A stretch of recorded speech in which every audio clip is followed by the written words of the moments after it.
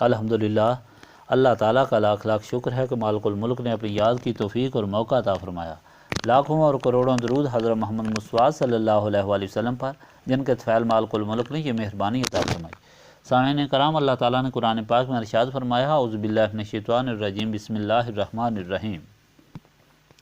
وقال المالک انی ارا سبع بقرات سمان یاکلہن سبع عجاف وسبع سنبلات خضر واخری یابسات یا ایھا الملاء افتونی فی رؤیای ان کنتم للرؤیا تعبرون قالوا اضغاث احلام وما نحن بتأویل الاحلام بعالمین وقال الذی نجا منہما وادکر بعد امۃ انا انبئکم بتأویلہ فارسلون یوسف ایھا الصدیق افتنا فی سبع بقرات سمان یاکلہن سبع عجاف وسبع سنبلات خضر واخری یابسات لعلی ارجع الی الناس لعلہم یعلمون قال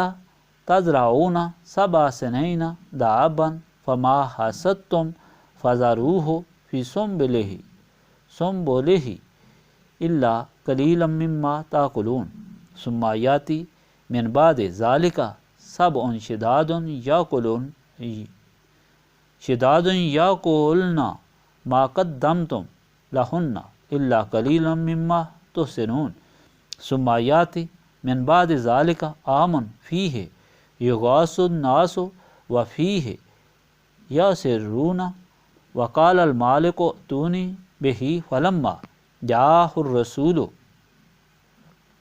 قال ارجع الی ربک فاسألہ ما بال النسوۃ اللاتی قطعن ایدیہن ان ربی بکیدہن علیم قال ما خطبکن اذ راودتن یوسف عن نفسہ قلنا حاش للہ ما علمنا علیہ من سوء قالت امرأۃ العزیز ذی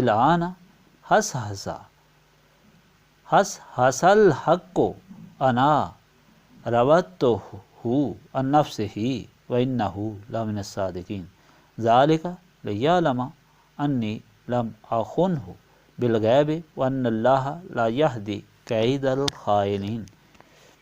اور بادشاہ نے کہا، میں دیکھ رہا ہوں کہ 7 موٹی تازہ گائیں ہیں، کھا رہی ہیں انہیں 7 دبلی گائیں، اور 7 سبز خوشے ہیں اور دوسرے 7 سوکھے ہوئے۔ بادشاہ نے کہا، اے میرے درباریوں، بتاؤ مجھے میرے خواب کی تعبیر، اگر تم خوابوں کی تعبیر جاننے والے ہو۔ درباریوں نے کہا کہ یہ پریشان خوابیں ہیں اور ہم خوابوں کی تعبیر جاننے والے نہیں ہیں۔ اور بولا وہ شخص جو جیل سے بری ہو کر رہا ہوا تھا ان 2 میں سے، اور اسے یوسف کی یاد آئی ایک عرصہ بعد۔ وہ بولا، میں بتاتا ہوں تمہیں اس خواب کی تعبیر، مجھے جانے دیجیے۔ اے یوسف، اے صدیق، بتائیے ہمیں۔ 7 موٹی تازہ گائیں ہیں، کھا رہی ہیں انہیں 7 دبلی گائیں، اور 7 خوشے ہیں سرسبز، اور دوسرے 7 خشک، تاکہ میں واپس جاؤں لوگوں کی طرف اور جان لیں۔ آپ نے کہا، تم کاشت کرو 7 سال تک کھیتوں میں حسب دستور، اور جب فصل کاٹو تو اسے رہنے دو خوشوں میں، مگر تھوڑا جسے تم کھا لو۔ پھر آئیں گے 7 سال بڑے سخت، کھا جائیں گے لوگ وہ ذخیرہ جو تم نے رکھا ہوگا ان کے لیے، مگر تھوڑا جیسا کہ جو تم محفوظ کر لو گے۔ پھر آئے گا اس عرصے کے بعد 1 سال جس میں بارش برسائی جائے گی لوگوں کے لیے، اور اس سال میں پھر لوگ رس نکالیں گے۔ بادشاہ نے کہا، لے آؤ اس کو میرے پاس۔ بس جب آیا اس کے پاس بادشاہ کا بھیجا ہوا، تو آپ نے کہا، لوٹ جاؤ اپنے بادشاہ کے پاس اور اس سے پوچھو کہ کیا حقیقت تھی ان عورتوں کی جنہوں نے کاٹ لیے تھے اپنے ہاتھ۔ بے شک میرا پروردگار ان کے مکر سے خوب واقف ہے۔ بادشاہ نے عورتوں سے پوچھا، کیا معاملہ ہوا تھا تمہارا جب تم نے یوسف کو بہلایا تھا اپنے لیے؟ وہ بولیں، ماشاء اللہ، ہمیں تو اس میں کوئی برائی معلوم نہیں ہوئی۔ عزیز کی بیوی کہنے لگی اب تو آشکار ہو گیا حق، میں نے ہی اسے اپنی طرف بلایا تھا، بے خدا وہ تو سچا ہے۔ یہ میں نے اس لیے کہا تھا تاکہ عزیز جان لے کہ میں نے اس کی غیر موجودگی میں خیانت نہیں کی، اور اللہ تعالیٰ نہیں کامیاب ہونے دیتا دغا بازوں خیانت کاروں کی فریب کاری۔ پچھلی مرتبہ آپ نے سنا کہ کس طرح حضرت یوسف سے خواب کی تعبیر پوچھی گئی۔ آپ نے خواب کی تعبیر تو بتا دی، مگر اس سے پہلے ان قیدیوں کو حق کی تبلیغ کی تاکہ وہ راہ راست پار آ جائیں اور اللہ تعالیٰ وحدہ لا شریک کی عبادت کریں، بتوں کو چھوڑ دیں۔ تو اس سبق کے بعد قید میں جو لوگ تھے سب کے دلوں میں حضرت یوسف کی عزت اور احترام ہو گیا۔ یہ ان کے اخلاق کریمانہ اور اوصاف حمیدہ کی وجہ سے تھا۔ اللہ تعالیٰ اپنے بندوں کو جہاں بھی ہوں عزت اور احترام عطا کر دیتا ہے۔ حضرت یوسف نے حق کی تبلیغ کرنے کے بعد تعبیر بتائی، گویا آپ نے نبوت کا فرض ادا کرنے کے بعد تعبیر بتائی، اور ساتھ ہی یہ بھی فرما دیا کہ علم اللہ تعالیٰ کی طرف سے عنایت ہوتے ہیں، پس تم اللہ تعالیٰ کی طرف متوجہ رہو۔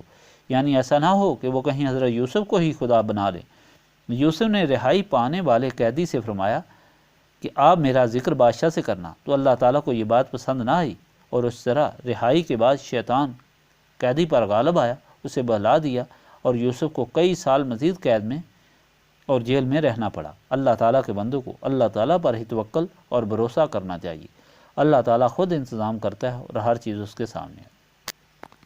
آج کا فرمان یہاں سے شروع ہوتا ہے کہ کس طرح اللہ تعالیٰ نے اپنے بندے کو قید خانے سے باہر نکالنے کا انتظام کیا۔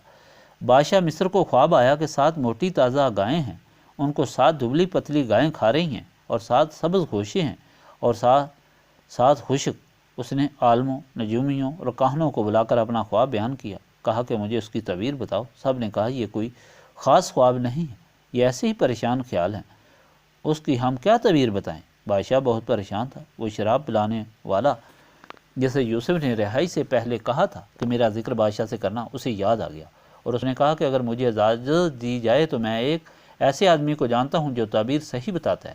بادشاہ نے اسے جیل میں جانے کی اجازت دے دی۔ وہ حضرت یوسف کی خدمت میں حاضر ہوا اور عرض کیا، سچے مہربان ساتھی، ہمارا بادشاہ بہت پریشان ہے، اس نے یہ خواب دیکھا ہے، اگر آپ تعبیر بتا دیں تو میں ان کو بتا دوں گا اور ان کو آپ کا حال بھی معلوم ہو جائے گا۔ حضرت یوسف نے اس پر خفگی کا اظہار نہیں کیا اور نہ اسے کہا کہ تم نے میرے ساتھ بے وفائی کی ہے اور میرا ذکر بادشاہ سے نہیں کیا، بلکہ فوراً اس کی تعبیر بتائی اور اس کا علاج بھی بتایا دیا۔ فرمایا تم 7 سال خوب کھیتی باڑی کرو گے اور باران رحمت سے فائدہ اٹھاؤ گے، لیکن پھر 7 سال قحط کے آنے والے ہیں جن میں بارش نہیں ہوگی، خشک سالی ہوگی۔ اس لیے پہلے 7 سال کی کھیتی باڑی سے جو فصل حاصل ہو اسے سنبھال کر رکھنا اور اتنا خرچ کرنا جتنا ضرورت ہو، تاکہ آئندہ کے لیے راشن بچ جائے۔ جب قحط آئے گا تو پھر یہ پس اندوختہ استعمال کریں، اور اس طرح 7 سال قحط والے آرام سے گزر جائیں گے۔ اس کے بعد پھر خوب بارش ہوگی اور عیش سے زندگی گزارو گے۔ پھر وہ شخص بادشاہ کی خدمت میں حاضر ہوا اور تعبیر بتائی۔ بادشاہ نے کہا، ایسے قابل آدمی کو فوراً میرے پاس لے آؤ۔ آدمی حضرت یوسف کی خدمت میں حاضر ہوا کہ تمہیں بادشاہ بلا رہا ہے۔ آپ نے فرمایا، میں جیل سے نہیں نکلوں گا جب تک کہ بادشاہ مجھ پر لگائے گئے الزام کی تحقیق نہ کرے۔ چنانچہ بادشاہ نے ان عورتوں کو بلایا جنہوں نے ہاتھ کاٹ لیے تھے اور ان سے حضرت یوسف کے کردار کے متعلق پوچھا۔ سب نے بھی یک آواز کہا کہ وہ تو بہت پاک باز اور پاک سیرت انسان ہے اور بے گناہ ہے۔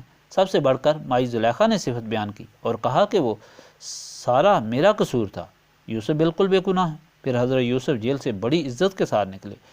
اس میں بہت ہمارے لیے حدیث ہے۔ پہلی یہ بات کہ اللہ تعالیٰ اپنے بندوں کی مدد کس طرح کرتا ہے۔ اگر یوسف پہلے نکل آتے تو آپ کے علم، دیانت اور فراست کا علم بادشاہ کو کس طرح ہوتا۔ پہلے بادشاہ کو خواب دکھایا، پھر اس کی تعبیر یوسف نے بیان کی۔ اس سے یہ ثابت ہوا کہ اس وقت ساری مخلوق سے زیادہ علم و عقل رکھنے والے یوسف ہی تھے، اس لیے بادشاہ نے ان کو اپنا وزیر بنا لیا۔ دوسری یہ بات کہ اللہ تعالیٰ کے بندے کتنے فراخ دل اور حوصلے والے ہوتے ہیں کہ بجائے تعبیر پوچھنے والے کو سخت سست کہنے کے اس کے سوال کا جواب دے دیا اور ساتھ علاج بھی بتا دیا۔ تیسری یہ بات کہ اللہ تعالیٰ جب بہتری چاہتا ہے تو بہتری کے لیے کام بھی کراتا ہے۔ یوسف نے علاج بتایا جس سے ان کی فراست کا علم بادشاہ کو ہوا، غرض ایک ہر مصیبت اور ہر مشکل اور ہر تکلیف کا علاج اللہ تعالیٰ کی بندگی میں ہے، جو نسبت رسولی صلی اللہ علیہ وآلہ وسلم سے حاصل ہوتی ہے۔ اللہم صلی علی سیدنا محمد وعلی آلہ وصحابہ صلاۃ تکون لنا امان من کل خوف لا الہ الا انت سبحانک انی کنت من الظالمین ربنا آتنا فی الدنیا حسنۃ وفی الآخرۃ حسنۃ وقنا عذاب النار ربنا لا تزغ قلوبنا بعد اذ ہدیتنا وہب لنا من لدنک رحمۃ انک انت الوہاب اللہم انک عفو تحب العفو فاعف عنی یا غفور یا غفور یا غفور ربنا تقبل منا انک انت السمیع العلیم وتب علینا انک انت التواب الرحیم۔